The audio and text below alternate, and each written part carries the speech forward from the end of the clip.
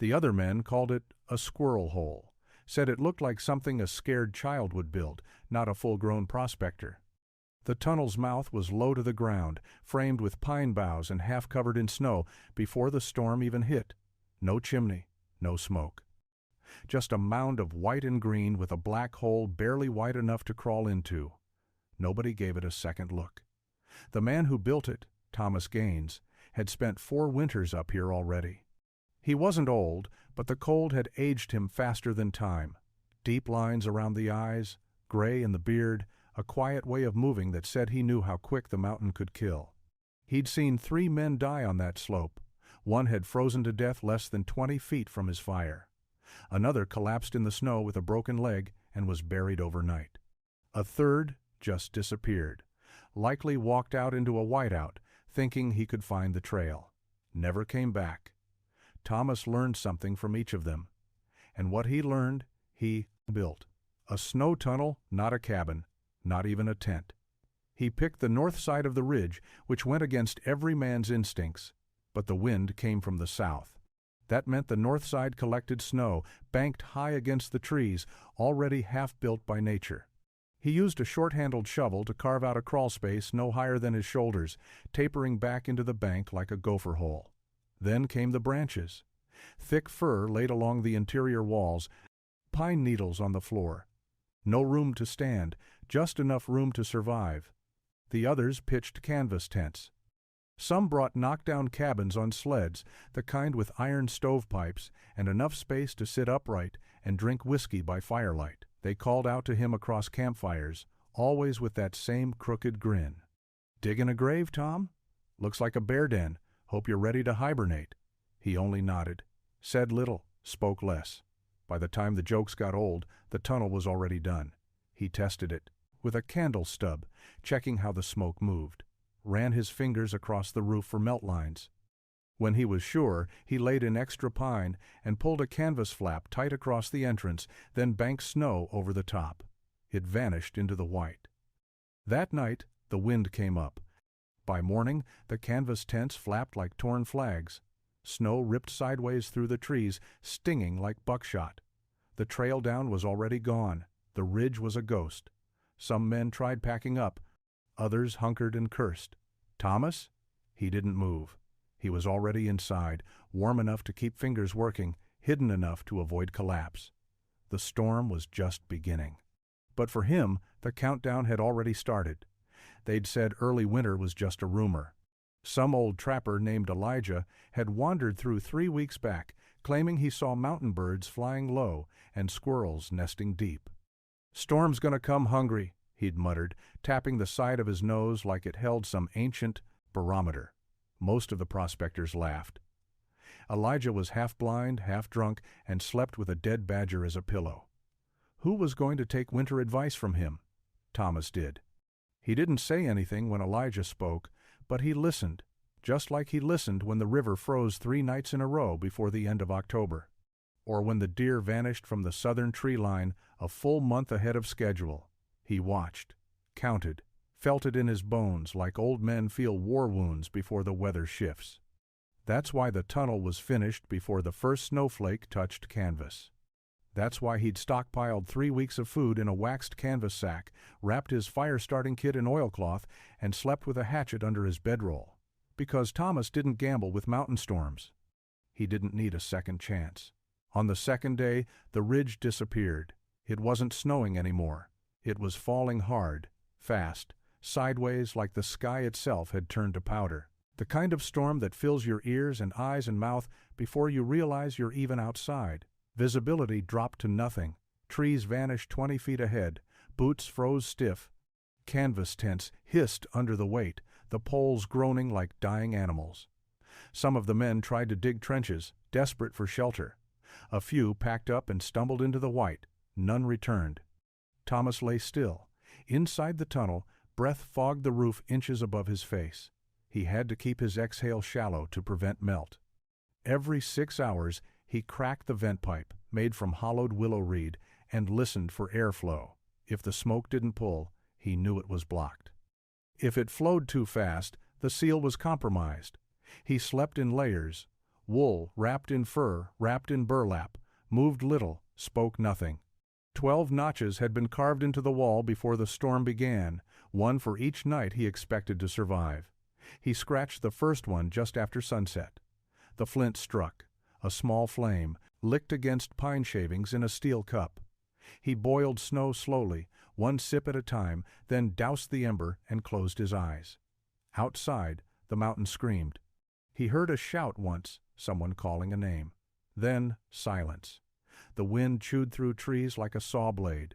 Occasionally the snow above his tunnel would shift, groaning beneath its own weight. He didn't flinch. If the roof held until morning, it would likely hold again. That was the rule. You didn't pray out here. You engineered your odds. And Thomas had spent the last 4 years doing exactly that. He carved the second notch before sunrise. The knife handle was stiff in his glove, edge dulled from scraping wood and bone. Still, it cut clean into the frozen fur. 2 notches now, 10 to go. He didn't know if he'd need all 12, but if he didn't plan for 12, he might not make it through 7. The tunnel was dark, but not pitch. Light filtered in through the canvas entry flap, now frozen stiff with ice crystals. The vent pipe whistled faintly when the wind screamed just right. Everything else was muffled: the storm, his breathing, even the dull ache behind his eyes. The world outside had shrunk to a 4-foot-high tunnel lined with pine branches, damp wool, and the steady scratch of his own survival.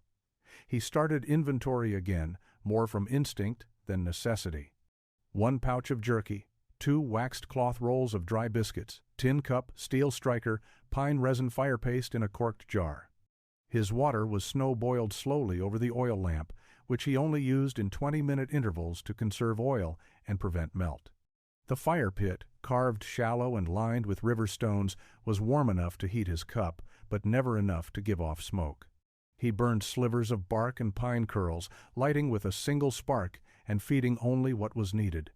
Waste nothing. Heat just enough, never more. The biggest threat wasn't cold, it was melting. If the ceiling dripped, if the walls softened, the whole thing could collapse by day 6. That's what happened to Silas Caro 2 winters ago. Dug too close to the creek. His shelter melted from the inside out. By the time Thomas found it, Silas was still curled up inside, mouth open, eyes iced over, looked peaceful, died terrified. Thomas had carved a small basin near the back wall to catch condensation. Every few hours he'd empty it with his cup, splash it onto his wool pants to let body heat slowly evaporate it. Moisture control was everything, so was air. He kept his hand near the vent pipe now, testing the pull with a torn feather. If the feather fluttered outward, airflow was still good. If it dropped, he'd dig again. On the 3rd night, the wind changed pitch. Lower, hungrier. He could feel it in his chest, not as sound, but as pressure. A storm's heart shifting its weight. Snow no longer fell evenly.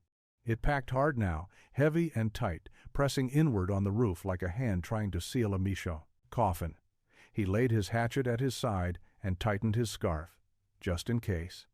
And then, silence, not peace. The kind of silence that meant the storm wasn't over, just resting, pulling breath. Thomas didn't sleep that night. He just listened, counted his breath, and waited for the mountain to exhale.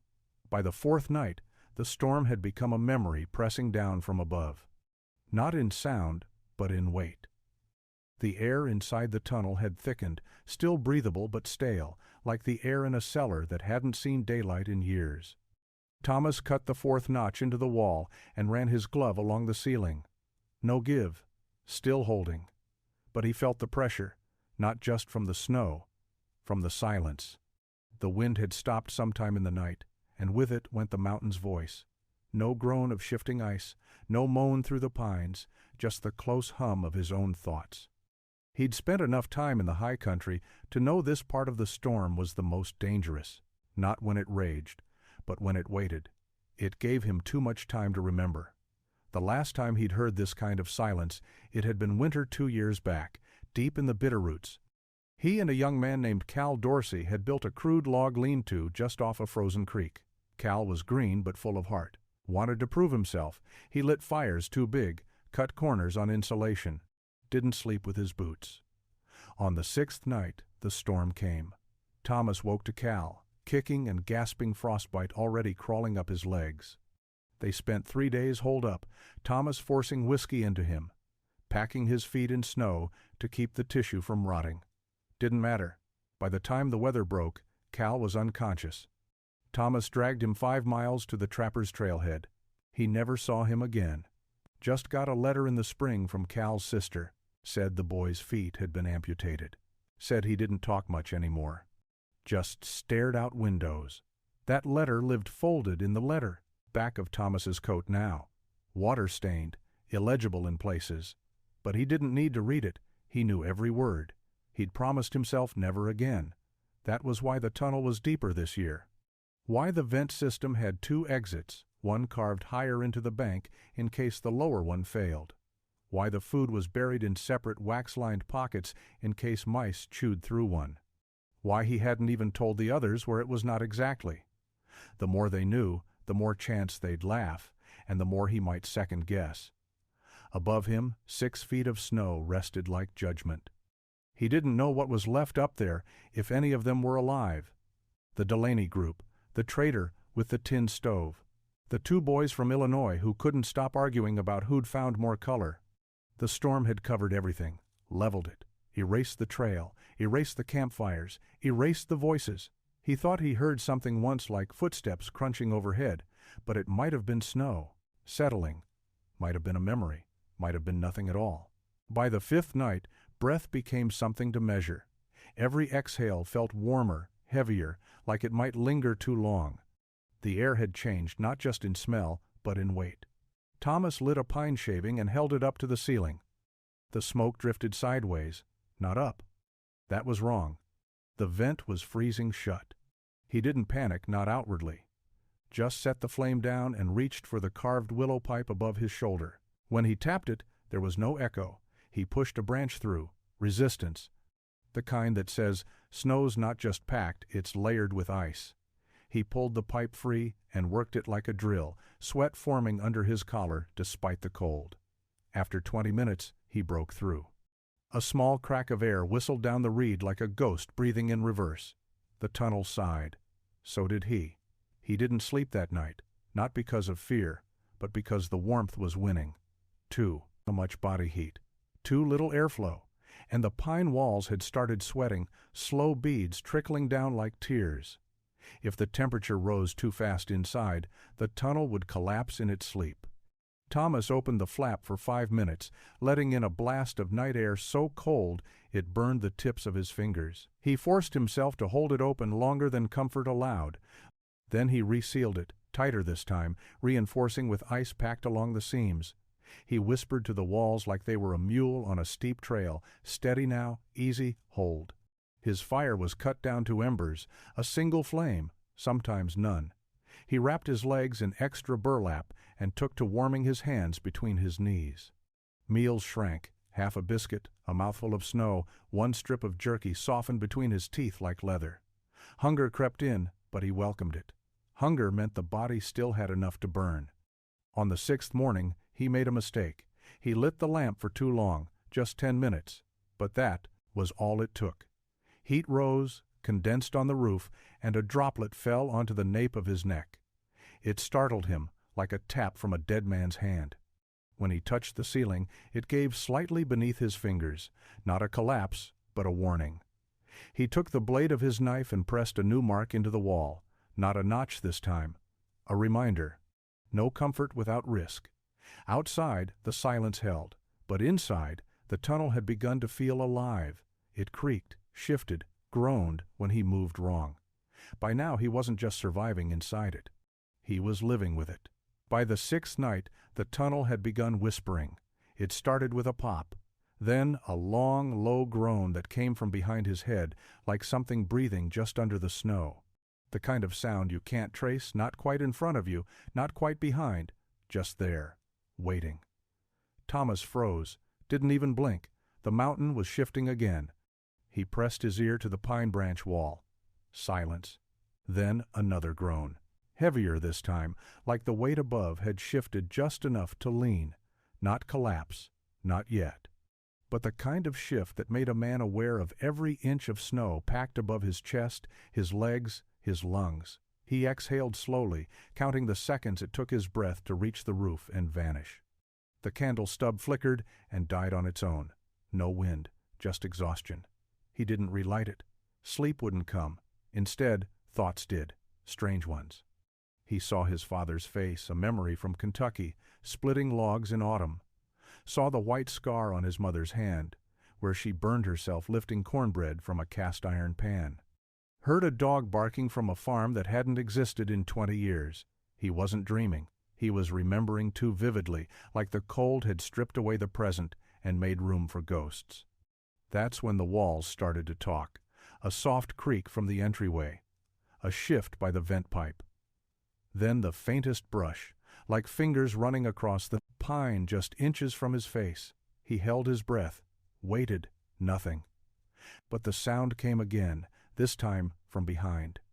He twisted fast, bumping the fire cup, which clinked loud against the stone and made his heart hammer. Still nothing, just the tunnel, just the dark, just the air playing tricks. Or maybe not. Thomas had spent enough nights alone in the mountains to know what isolation did to a man. It took your senses and flipped them inward. You started hearing things that weren't there because your brain refused to believe the silence, so it filled it, with memories, with voices, with dread. He rubbed his face with his hands. Felt the bristle of his beard, the chapped crack of his lip, the growing ache behind his eyes. Days were blurring, nights longer, routines repeating. He needed to reset. So he carved the 6th notch early, cut deep into the fir wall, let the sound of the blade bring him back. Then he muttered aloud, just to hear something human. 6 down, his voice, echoed too loud in the tight space, too foreign. He drank melted snow, chewed on a biscuit until it turned to paste, and leaned his head back against the branch wall. The tunnel creaked once more. Then went still. Outside, something howled, maybe a coyote, maybe wind, and Thomas whispered back to it without thinking, like an old friend calling home across the ice. The 7th notch was carved with shaking hands, not from fear but from depletion.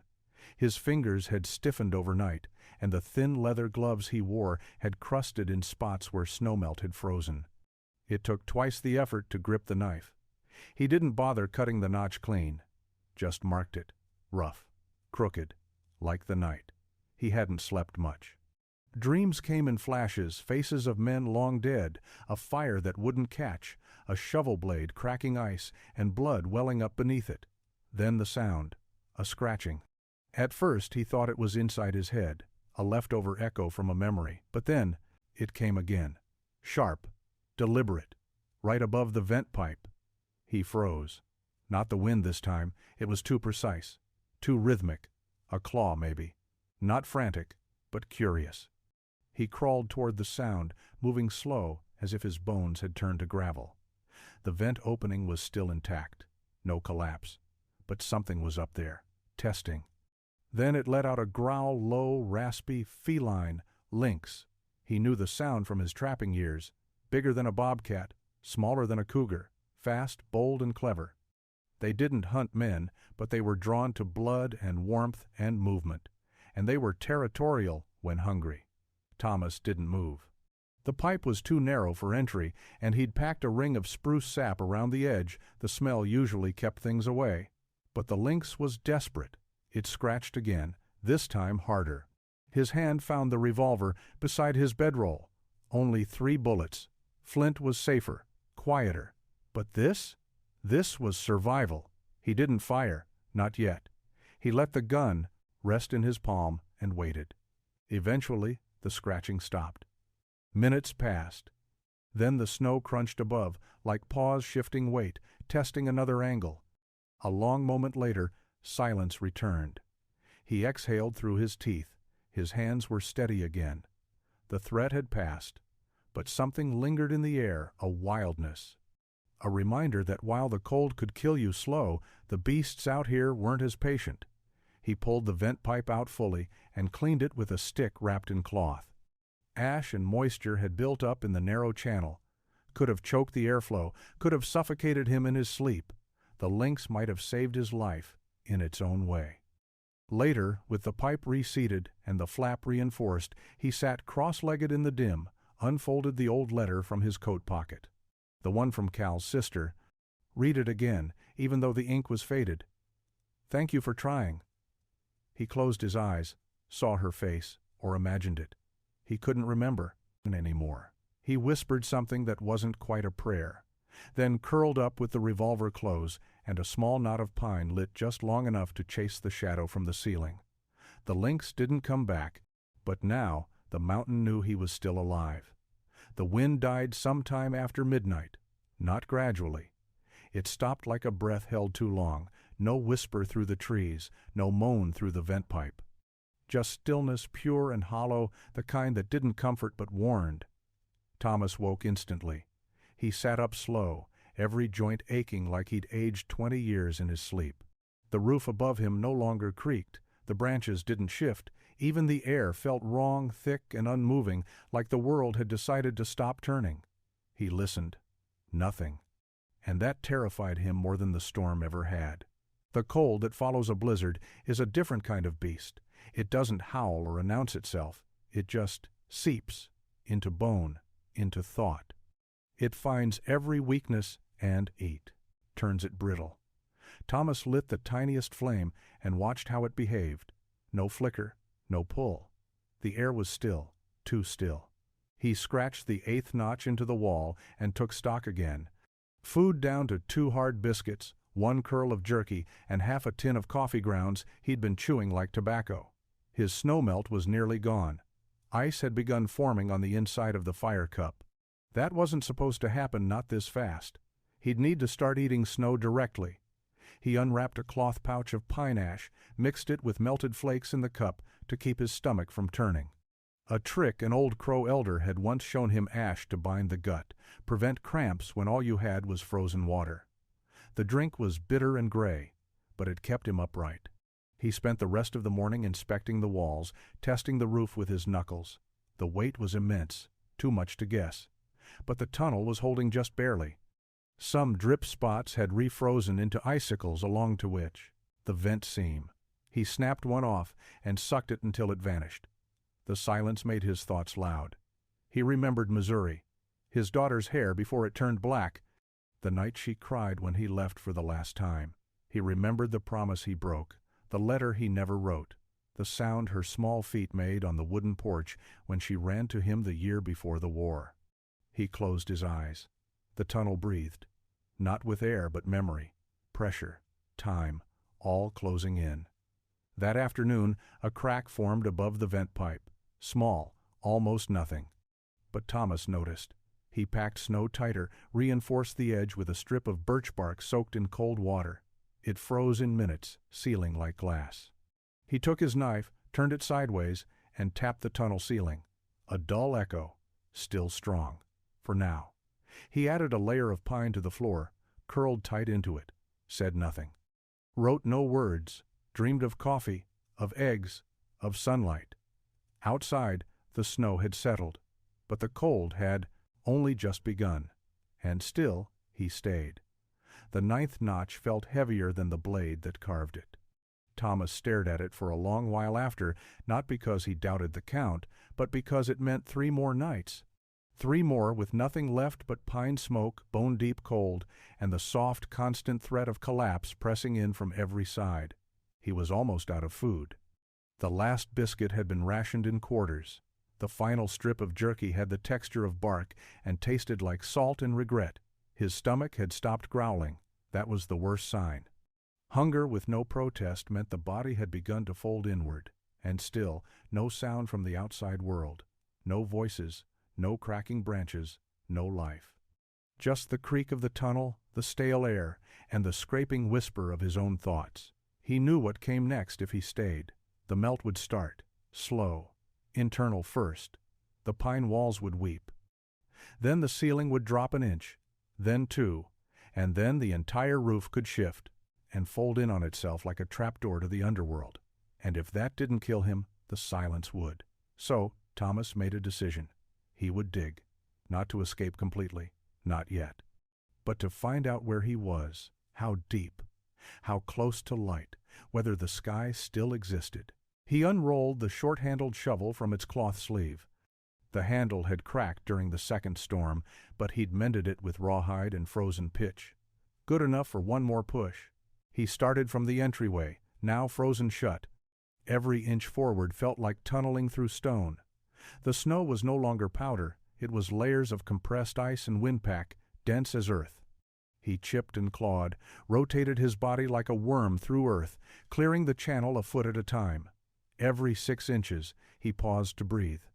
The air was thinner now, laced with fatigue.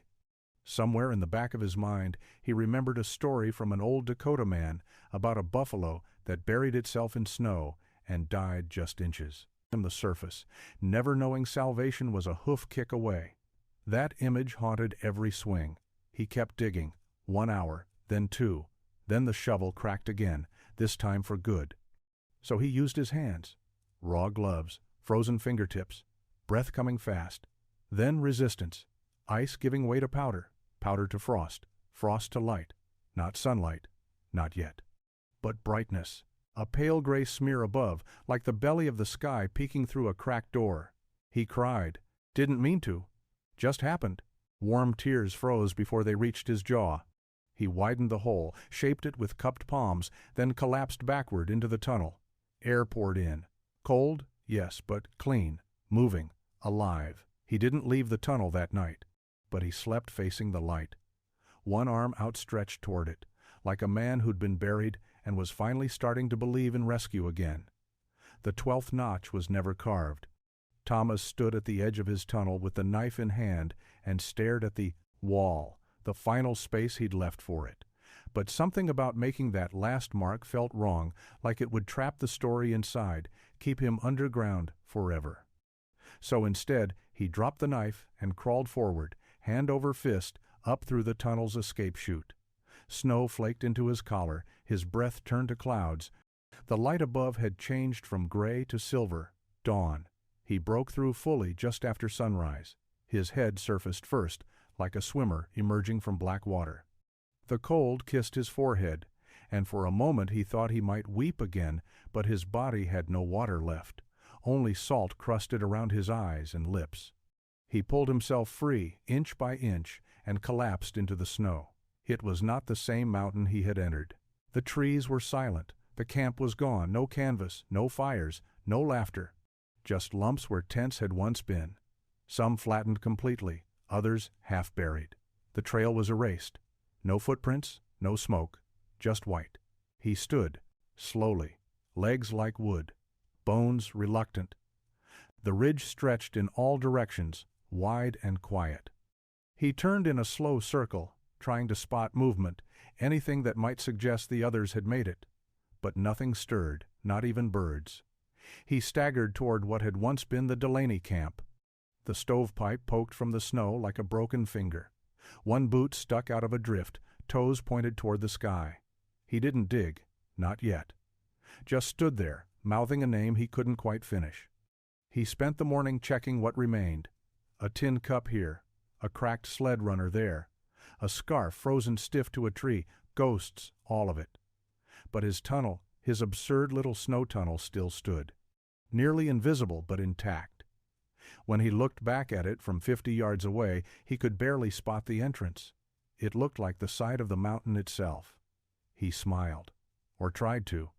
Later that day, he found a pair of snowshoes lashed to a ruined frame and began the slow journey down, 1 mile at a time, toward the tree line, toward the sound of water, toward spring. He wouldn't tell the full story to anyone, not really. They'd ask how he survived, and he'd say, luck, or quiet living, or I buried myself for a while. But he'd never say tunnel, never say notch. Never say that every inch of his survival had been engineered from pain, from memory, from mistakes. But the next fall, when new prospectors arrived, they'd find something strange tucked into the snow line. A depression in the bank, a path of vent holes, a ridge that breathed. Some would think it was just wind, others would crouch and look closer. And maybe, just maybe, someone would remember the man who dug into death and came out 12 days later, still alive.